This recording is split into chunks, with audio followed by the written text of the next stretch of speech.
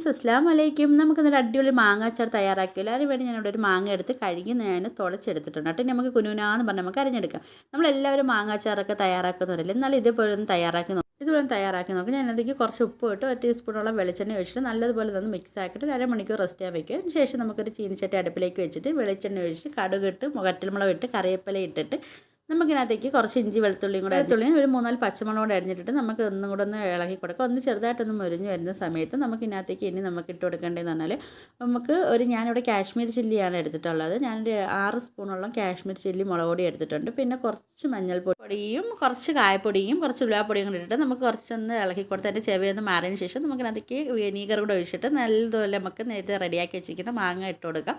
അങ്ങനെ നമ്മൾ അടിപൊളി നമ്മുടെ ടേസ്റ്റുള്ള മാങ്ങ അച്ചാർ ഇവിടെ റെഡി ആയിട്ടുണ്ട്. ചോറിന് കറിയൊന്നും ഇല്ലല്ലോ, ഒരു അച്ചാർ ഉണ്ടെങ്കിൽ നമുക്ക് അത് തന്നെ നമുക്ക് ധാരാളം. അപ്പോൾ നമ്മളെ വീഡിയോസൊക്കെ ഇഷ്ടപ്പെടുകയാണെങ്കിൽ ലൈക്ക് ചെയ്യാനും ഷെയർ ചെയ്യാനും സബ്സ്ക്രൈബ് ചെയ്യാനും ബെല്ലൈക്കൻ എനേബിൾ ചെയ്യാനും മറക്കരുത്.